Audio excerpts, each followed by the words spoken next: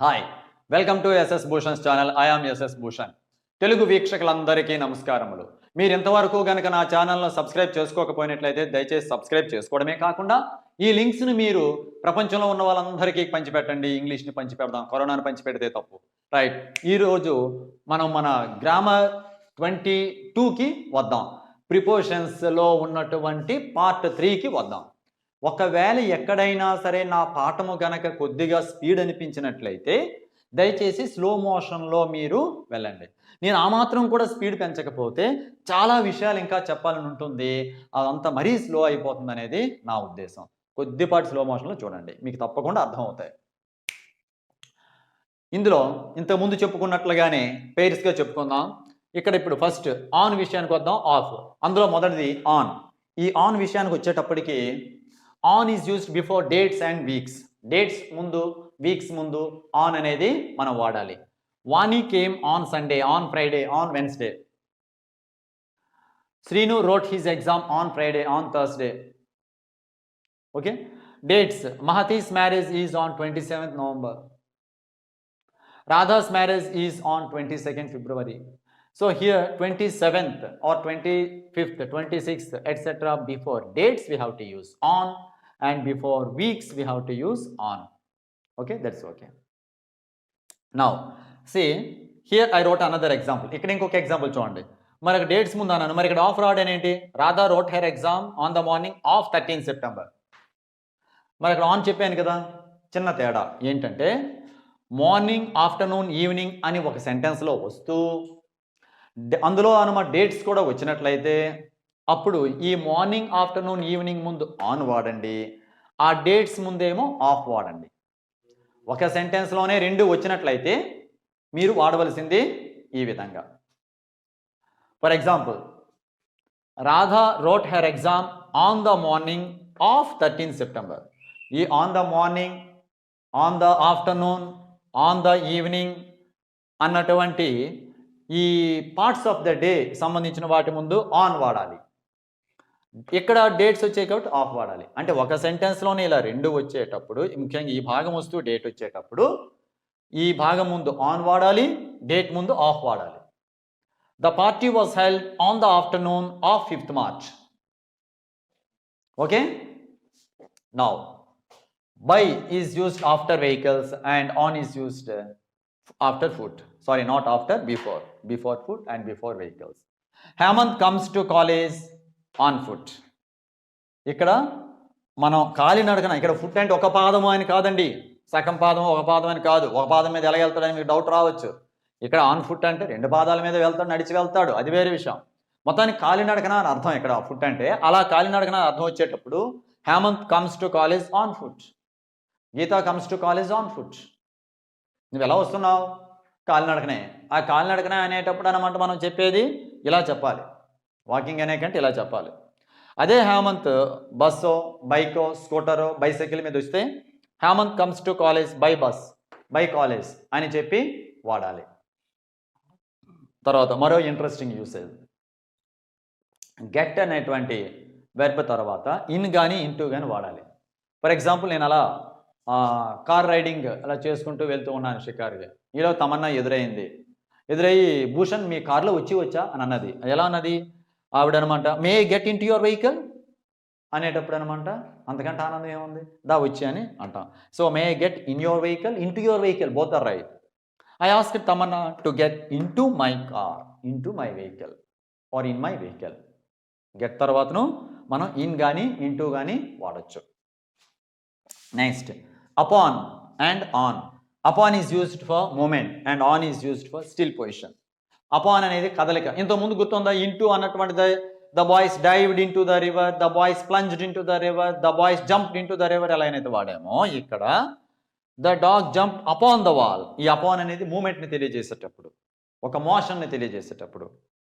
అదేవిధంగా ఆన్ అనేది ఎప్పుడు? స్టిల్ పొజిషన్, నిశ్చలంగా. అదే కుక్క గోడ మీద ఉంది అని చెప్పాలి. The dog is on the wall, right? Right usage. So the book is on the table, that is also right usage. Now coming to the next one, before exact time we use at. Time ముందు at అనేది వాడాలి.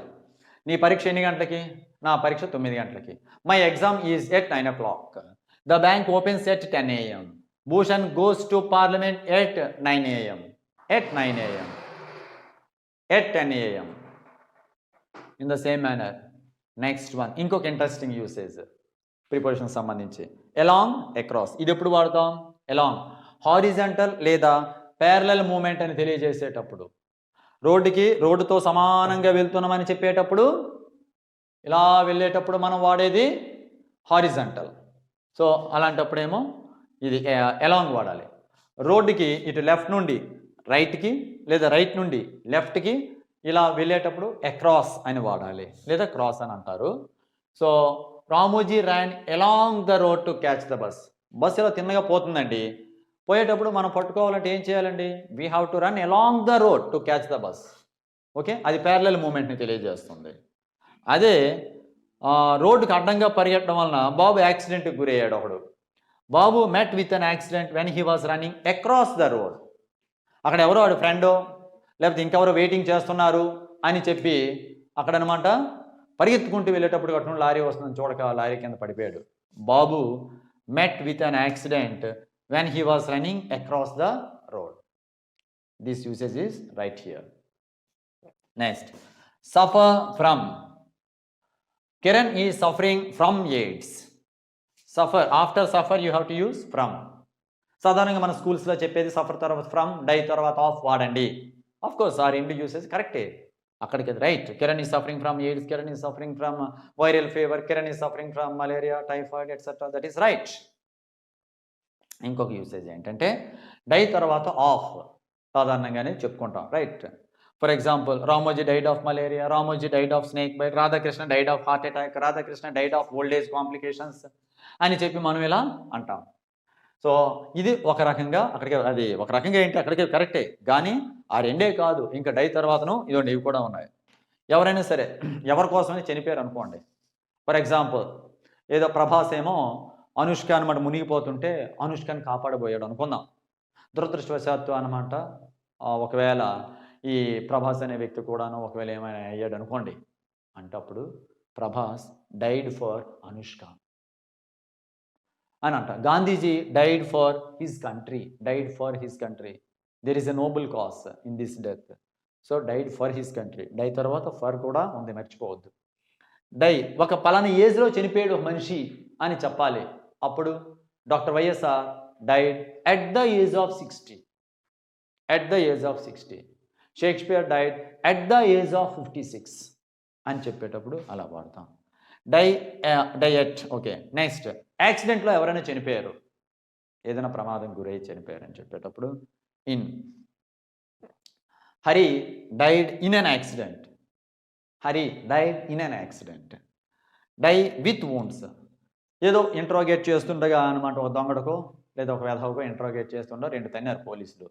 తవన్నారు ఏంటి మరి, ఏదైనా విషయం రాబట్టాలంటే అవుద్ది, ఆ 3rd degree ఉపయోగించారు, అప్పుడు ఆ దెబ్బలకి ఆ దొంగడు చచ్చాడు అనుకుందాం. సో అప్పుడు die with wounds, die with wounds అంటే the thief died with wounds అన్నటువంటి అక్కడ యూసేజ్. కొంతమంది ఫ్రమ్ వాడతారు, కానీ most commonly accepted usage is with. Sir ఎగ్జామ్స్లో ఏది రాయాలి? విత్ రాయండి. నెక్స్ట్, డైడ్ ఫ్రమ్ ఫెటీగ్, అలసి సొలసి, బాగా స్కార్చింగ్ సమ్మర్లో వీపు కాలిపోయినటువంటి సమ్మర్లో అనమాట నీరు తాగి అయినప్పటికీ కూడా సొమ్మసిల్లి పడిపోయేటట్టు ఎక్కడ పడిపోతారు అనుకోండి, దాన్ని అనమాట ఒక రకంగా ఫెటీగ్ అని అంటారు, అలసి సొలసి పడిపోవడం. అప్పుడు డైడ్ ఫ్రమ్ ఫెటీగ్ అని చెప్పి వాడాలి. అంటే డై తర్వాత ఒక ఆఫే కాదు అన్న సంగతి తెలిసింది, అంటే ఇన్ని రకాలైనటువంటి చావులు ఉన్నాయి, ఇన్ని రకాల ప్రిపోజిషన్స్ ఉన్నాయి. సరే, రైట్. ఇప్పుడు మరిన్ని విషయాలతో మళ్ళీ కలుద్దాం. ఇంకా మరొక ప్రిపోజిషన్స్ పార్ట్ ఉంది, అది కూడా నేర్చుకుందాం. దయచేసి మీరు ఎస్ఎస్ భూషణ్ ఛానల్ని అందరికీ కూడా పంచిపెట్టేటట్టు చేయండి. Please subscribe, share SS Bhushan channel, because SS Bhushan channel is the only channel that caters to the needs of the viewers in both English and Telugu media. Thank you.